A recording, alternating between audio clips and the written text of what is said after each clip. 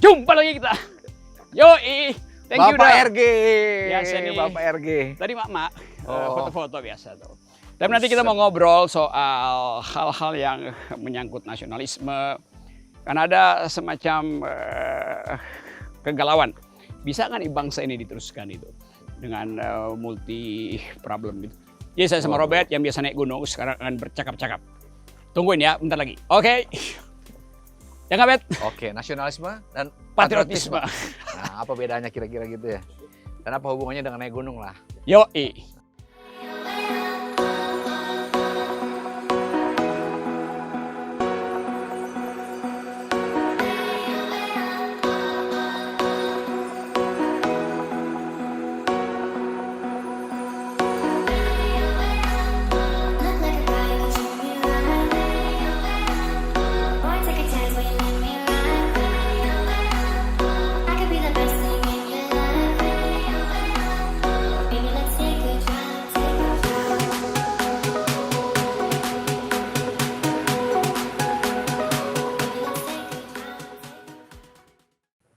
Oke, Bet, kita Buset deh. istirahat dikit Ya, oke. sambil ngobrol hal-hal yang berbau subversi. Ini ada tempat duduk nih. Yes. Oke. Jadi kita mau omongin sesuatu yang sedang jadi kegelisahan kita. Ada isu bagaimana kalau negara ini jadi federalis sehingga nasionalisme seolah-olah jadi beban bagi bangsa ini. Karena kalau kita ngomong ya Indonesia itu NKRI harga mati itu, tapi menyebut harga mati itu kayaknya buat apa? Sesuatu itu diucapkan untuk dikunci gitu kan, itu poinnya tuh. Jadi teman-teman, saya sama Dr. Robertus Robert, resminya begitu tuh. Resmi. Tapi yang lebih resmi lagi dia teman saya naik gunung gitu. Berkali-kali kita kedinginan di ketinggian 5.600 di Himalaya, di Elbrus, dan udah pernah tidur bareng tuh di tenda maksudnya tuh karena kedinginan. Oke, Bet, kira-kira apa poinnya kalau kita bayangkan Indonesia setelah Jokowi nasionalisme jadi apa kira-kira itu? Awalnya begitu ya. Ya ini ya nasionalisme memang satu istilah yang lentur, sekali. Apa nasionalisme naik gunung dia lentur jadi. Nah, nanti hubungan nasionalisme dengan naik gunung itu bisa kita lihat nanti. Itu nasionalisme naik gunung itu nanti kita pakai untuk membedakan nasionalisme yang selama ini dipahami secara keliru oleh yang kaku gitu ya. Nah, nasionalisme yang kaku. Nah, jadi boleh dibilang lah untuk sementara kita sederhanakan, nasionalisme itu sebagai satu konsep politik dia memang ada beberapa penafsiran. Penafsiran yang pertama ya penafsiran yang kaku itu yang selalu membayangkan bangsa itu sebagai totalitas dan homogen gitu. Nah, dan dia biasanya dipaksakan dari atas itu nasionalisme yang kaku itu. Nasionalisme yang kaku ini yang oleh orang seperti Bung Karno juga disebut kalau kebablasan dia akan berubah, bisa menjadi fasisme, bisa menjadi aneka macam gagasan politik yang membahayakan gitu. Nah, ini berbeda dengan nasionalisme yang tumbuh dari bawah. Ya, nasionalisme yang tumbuh dari bawah itu apa? Nasionalisme yang kita lakukan ini, memahami tanah air itu konkret. Ketemu tanahnya, ketemu airnya, ketemu orangnya, ketemu pikiran. Nah, Bapak yang di warung itu apa pikirannya tentang Indonesia? Nah, itu nasionalisme yang konkret. Bukan nasionalisme yang dicokokin dari atas. Nah, selama Orde Baru kita memahami nasionalisme yang dicokokin dari atas, yang bersifat total dan homogen itu. Nah, oleh karena itu kita punya pandangan bangsa yang kaku. Padahal secara nyata kan bangsa itu dia berevolusi terus. Misalnya di Indonesia dulu di zaman Soeharto kita disuruh ngafalin provinsi itu ada 27 katanya. Tapi begitu menjelang Soeharto berakhir, provinsi kita berubah jadi cuma 26. Begitu reformasi, secara aneh provinsi kita jadi banyak. Nah, provinsi kenapa? 27 tapi semua disedot ke satu provinsi. Nah, yaitu Jawa. Nah, itu salah satu ciri juga dari nasionalisme yang kaku itu dia selalu sebenarnya diam-diam di belakangnya ada sentralisme kekuasaan. Nah, itu tema yang enak tuh. Kelihatannya nasionalisme yang dipromosikan oleh negara itu akhirnya berubah jadi sentralisme tuh. Dan buat menopang sentralisme itu pasti kekuasaan mesti jadi otoriter kan itu. Nah, itu maka ini karena kita suasana juga diskusi mengenai ini. Dulu ada seorang pemikir Indonesia namanya Soejarmoko. Tahun 1957 dia sudah mengingatkan dalam satu acara di UGM tuh tahun 57. Dia bilang sejarah Indonesia itu jangan ditulis terburu-buru. Karena masih ada nasionalisme yang menggebu-gebu kata dia. Nah kalau itu terburu-buru, nasionalisme yang menggebu-gebu itu bisa dengan gampang akan melintir menjadi kepentingan politik tertentu gitu. Nah jadi tadi ya untuk menekankan nasionalisme yang terburu-buru, nasionalisme yang terlalu menggebu-gebu, yang berlebih-lebihan, dengan mudah dia bisa dipelintir, bisa dengan mudah dipakai oleh kepentingan politik perorangan kalau istilahnya Soejarmoko itu. Nah oleh karena itu kita perlu satu versi nasionalisme dengan pemaknaan yang lebih ke bawah gitu loh. Buat netizen nih, Soejarmoko itu salah seorang pemikir besar Indonesia itu. Pernah jadi rektor Universitas PBB di Tokyo, pernah jadi duta besar di Amerika Serikat. Dan dia salah satu pendiri Partai Sosialis Indonesia itu. Jadi kita lagi bicara bagaimana bangsa ini sebetulnya punya ide yang besar, tapi kemudian makin lama makin sempit. Betul. Karena terbatasnya narasi itu. Ya, jadi karena itu poinnya. Betul, imajinasi. Hubungan antara narasi dan nasionalisme bagaimana? Nah, disinilah kita masuk soal yang kedua. Kalau pada periode awal, katakanlah tahun 40-an, ya kan begini, ada orang mengatakan bahwa nasionalisme itu sebenarnya satu ideologi yang muncul sebagai transisi dari masyarakat agraris ke modern, ya kan. Jadi ini memang nasionalis itu gejala transisi secara sosiologis. Nah, sekarang bagaimana hubungkan nasionalisme dengan narasi? Nah, kita kan memasuki era zaman baru. Yes. Nasionalisme di zaman baru itu nggak bisa lagi dibentuk dengan cara seperti sebelumnya, dipaksa dari atas sebagai suatu konsep yang total dan kaku. Kebutuhan nasionalisme zaman sekarang adalah bagaimana misalnya Indonesia itu dikenal oleh generasinya sendiri, oleh bangsa dari luar, kan itu kebutuhannya itu sekarang. Jadi nasionalisme yang ditemukan sendiri oleh sebuah generasi yang hendak memimpikan mimpinya sendiri. Nah, gitu. jadi disitulah pentingnya narasi. Jadi nasionalisme itu dia tidak tumbuh dari sesuatu yang dideterminasi oleh politik, oleh apa, tapi dia tumbuh dari bagaimana orang Indonesia, bagaimana generasi muda Indonesia itu menceritakan dirinya sendiri sehingga Indonesia itu sebagai satu identitas dikenal oleh orang luar gitu loh. Nah itu di situ maka berubah nih. Apabila dulu nasionalisme itu identik dengan politik, hal-hal yang serba heroik, anti imperialisme maka nasionalisme masa kini itu dia lebih kepada bagaimana sebuah generasi Indonesia itu memaknai dirinya untuk dikenal oleh orang lain. Nah di situ kebudayaan ambil peran, sastra ambil peran, musik ambil peran, film ambil peran gitu. Nah di situ berubah sebenarnya nasionalisme menjadi partisipasi kewargaan gitu. Nah, jadi ini nasionalisme yang jadi urusan res publika, bukan nasionalisme yang diarahkan untuk menguatkan kekuasaan. Nah, jadi dia berubah gitu. Dikit lagi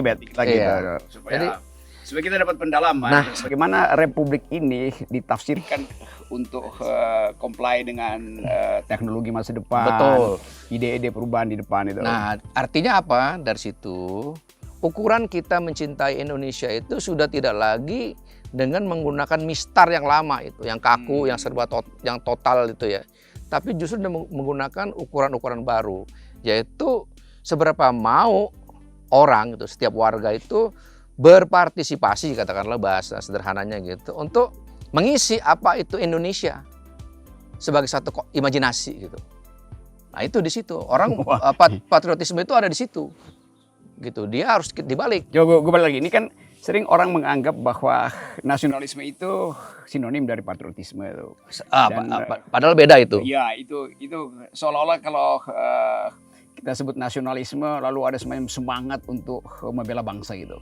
Dan kadang-kala sebetulnya yang dimaksud adalah patriotisme itu. Iya. Dan isi politik dari nasionalisme pasti beda dengan isi politik dari nasionalisme. Persis. Nah di Indonesia memang cenderung campur aduk antara nasionalisme dengan patriotisme. Patriotisme itu, kalau patriotisme itu sebenarnya satu konsep moral, satu konsep etik sebenarnya.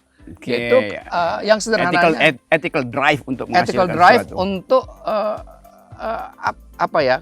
Kan kalau bahas orang selalu secara sederhana mengartikan patriotisme sebagai cinta atau berani mengorbankan diri demi tanah air.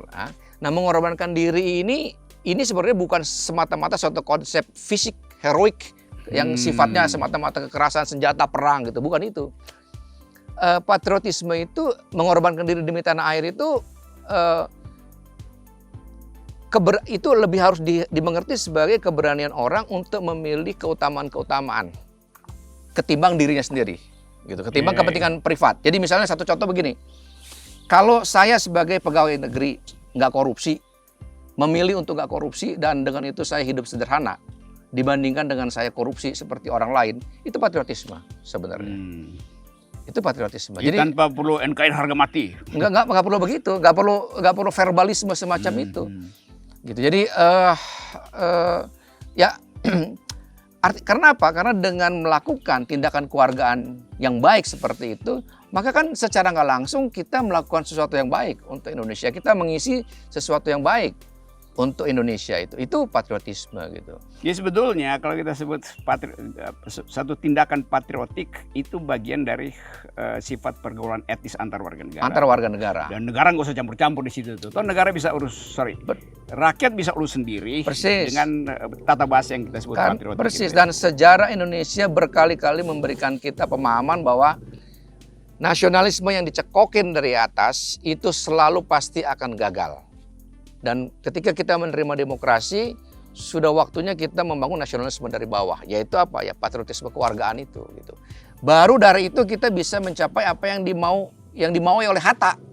Yaitu Indonesia itu hanya akan langgeng apabila dia ada di dalam pemerintahan republik yang demokratis. Ya, jadi basis patriotisme adalah situasi yang demokratis, kesetaraan, kesejajaran manusia. Kita omongin nanti beberapa jam lagi, ini kan udah mau mendung tuh. Jadi kita tonton sampai situ, nanti kita bicara tentang apa pandangan Hatta, apa pandangan Bung Karno, apa pandangan Syahrir, apa pandangan Jokowi tentang patriotisme.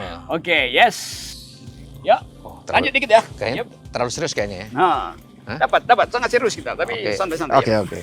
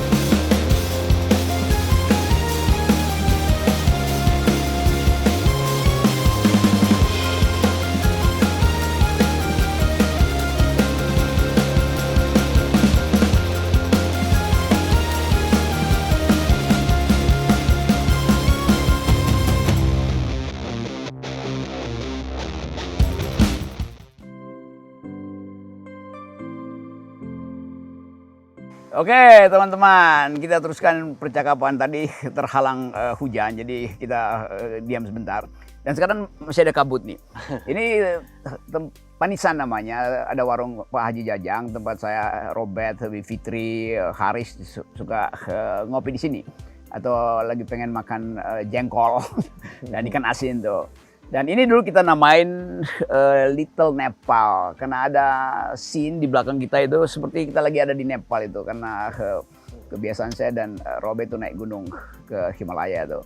Tapi kita mau bicara sekarang, kita teruskan tema tentang patriotisme dan nasionalisme. Kalau gue ngomong dengan milenial, nggak ada yang peduli dengan nasionalisme. Mereka anggap ya apa itu tuh, dunia yang sekarang diatur oleh cryptocurrency, oleh Bitcoin segala macam itu memungkinkan mereka menganggap ya udahlah nasionalisme itu nanti aja setiap 17 Agustus. Jadi hal-hal yang tadinya bersifat historis dan sekedar mengingatkan bahwa semua orang setiap 17 Agustus itu hidup dengan ide seolah-olah bangsa ini perlu dituntun oleh kesepakatan masa lalu. Padahal bagi milenials itu nggak penting lagi itu. Gimana Bet? Secara political ekonomi, sosiologi. Betul ya. Jadi memang kalau kita lihat dalam konteks sekarang, nasionalisme itu dihayati secara episodik. Jadi dihayati secara episodik. Dalam arti begini. Ada penggalan-penggalan makna tertentu. Jadi dia muncul pada momen-momen tertentu. Misalnya kalau ada pertandingan sepak bola Indonesia melawan Vietnam, nasionalisme muncul. Ya kan? Jadi artinya imaji tentang yang total, diri sebagai bagian dari yang keseluruhan satu bangsa itu muncul. Kalau ada TKW dianiaya di luar negeri muncul dia secara episodik. Nah, tapi jadi fungsinya memang dia ada di situ, nasionalisme itu. Nah, problem di Indonesia adalah yang sifatnya episodik selalu mau dijadikan sebagai konstanta dalam politik. Nah, seolah-olah nggak ada itu negeri nggak bertumbuh. Padahal yang harusnya jadi konstanta adalah yang tadi kita sebut pertama, republik dan patriotisme. Dia yang harusnya jadi konstanta gitu. Karena ini yang harus jadi sebagai working idea ya. Jadi ide yang harus dioperasionalisasikan supaya bangsa ini tumbuh, berkembang, mestinya dua ini. Nah, sementara nasionalisme itu dia memang punya peran penting dalam sejarah kita, tetapi bagi pertumbuhan generasi sekarang dia bersifat episodik gitu. Untuk Indonesia ke depan, imajinasi yang mesti dibangun adalah imajinasi yang lebih, menurut saya lebih yang satu sisi memang lebih juga fundamental. Ya tadi pandangan tentang republik masa depan seperti apa dan peran warga di dalamnya seperti apa, itu jauh lebih fundamental menurut saya. Ini yang selalu dalam sejarah Indonesia juga selalu sering ditutupi dengan ketika nasionalisme dijadikan sekaligus sebagai working ideology kan, hal-hal yang sebenarnya nyata ini, bagaimana masa depan Indonesia, bagaimana peran warganya, itu kan selalu ditutup oleh pandangan tentang totalisme yang homogen tadi itu. Nah, di situ problemnya. Dan problem ini sampai sekarang masih berlangsung. Dalam berupa apa? Dalam berupa formasi kepolitikan kita. Maksudnya? Di Indonesia sekarang ini kalau kita lihat partai politik, semuanya kan warna politiknya sama. Kalau bukan nasionalis, ya nasionalis agama gitu loh. Ditambahin sedikit nasionalisme religius. Nah, ya itu. Tapi pada intinya tadi gitu. Pada intinya dia merujuk pada satu satu konsep politik sifatnya episodik yang sebenarnya Soekarno sendiri sebenarnya menolak. Kalau kita ingat ya, Soekarno adalah orang yang mendirikan PNI kan, seorang nasionalis. Tapi jangan lupa, Soekarno pula yang merasa masih perlu menggali marxisme gitu. Artinya apa? Artinya kan dia mau katakan bahwa nasionalisme aja nggak cukup, nasionalisme itu nggak cukup untuk membangun satu bangsa itu. Perlu satu working ideology lain. Nah itu dia cari sendiri gitu. Jadi kira-kira kita ingin agar supaya nasionalisme ini jadi ideologi yang in the making, ongoing gitu, yang tidak difinalkan hanya karena prinsip NKRI harga mati. Nah bahayanya kalau kita terus mengucapkan itu, lalu semua orang merasa itu slogan doang NKRI harga mati. Padahal udah mati, NKRI sebetulnya udah mati kalau kesejahteraan itu tidak dihasilkan, kalau keadaan tidak dihasilkan. Jadi coba kasih solusi, bukan kasih solusi, semacam panduan supaya kita tidak hidup dalam nasionalisme yang membuat kita gugup. Nasionalisme kan kita ingin nasionalisme tidak bikin kita tegang kan. Di setiap kali nasionalisme diucapkan semua orang jadi tegang gitu. Ya, menurut saya sih melumerkan nasionalisme itu. Bukan melikuidasi ya, tapi membuat dia liquid. Iya, saya kira memang persis ya, Rock, bahwa kita harus membayangkan bangsa ini secara lebih santai, secara lebih rileks membayangkan bangsa ini. Jadi kan bangsa itu selalu pertemuan satu bangsa. Dalam berbagai macam teori sosial itu selalu dinarasikan dengan kisah konflik, perang, ya kan, satu bangsa modern terjadi. Tapi Indonesia memang asal-usul nasionalisme terjadinya karena konflik gitu loh. Tetapi kan sekarang kita memasuki satu situasi baru. Dan orang tahu bahwa konflik, perang, tragedi itu dia hanya akan justru membuat daya tahan dan eksistensi satu bangsa itu merosot gitu. Nah oleh karena itu dalam banyak hal menurut saya kita harus melihat nasionalisme itu secara lebih rileks. Itu pertama, ya kan. Jadi ya secara lebih rileks gitu. Jadi kalau misalnya Putin dengan siapa Presiden Rusia itu melihat dirinya itu secara lebih rileks, mungkin mereka bisa selesaikan itu juga dengan lebih rileks. Begitu juga mengenai masalah Indonesia gitu. Itu bisa kita lihat secara rileks, kan kita mampu berdialog akhirnya.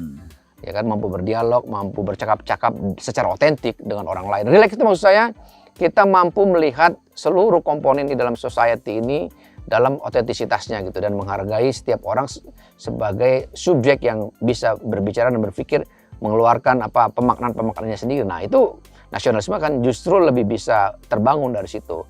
Yang kedua adalah kita perlu mengembalikan lagi politik, ini yang penting ya menurut saya. Politik sebagai politik. Oke. Politik sebagai politik itu artinya politik sebagai cara untuk mempertahankan keadilan, politik sebagai sarana untuk mempertahankan kebebasan, itu politik. Nah, dia mesti dilepaskan tuh dari fantasi-fantasi totalisasinya macam-macam itu. Nah, baru dengan itu kita bisa maju selangkah. Maju selangkah itu ada kemungkinan misalnya kekuatan-kekuatan politik di Indonesia tidak lagi hanya terpaku pada dua kutub yang itu aja gitu, dan dari situ bisa muncul satu cakrawala baru lah untuk melihat masa depan Indonesia kayak begitu gitu. Oke, teman-teman, tadi semacam kuliah pengantar untuk melegakan bangsa ini, karena setiap kali kita bertemu dengan problem, kita nggak mungkin sekedar mengatakan kita adalah bangsa yang didirikan dengan nasionalisme yang tegap, ini dadaku, mana dadamu tuh. Sekarang orang tanya mana otakmu, mana imajinasimu, mana narasimu tuh. Jadi kita buat nasionalisme itu jadi enteng lah, supaya seperti kalau kita naik gunung, walaupun beban kita berat, tapi kita ceria untuk naik gunung tuh. Maka karir kita terasa bagian dari perjalanan kita, bukan membebani kita. Kira-kira nasionalisme semacam itu yang kita inginkan tuh. Sampai ketemu di percakapan berikut, karena gue pasti akan sering jalan sama Robert lagi tuh. Yes. Kayaknya terlalu sayang kalau kabutnya dihabiskan hanya untuk bicara politik. Ya, oke, balik nikmati kabut dulu. Dan ini kabut sutra tidak ungu.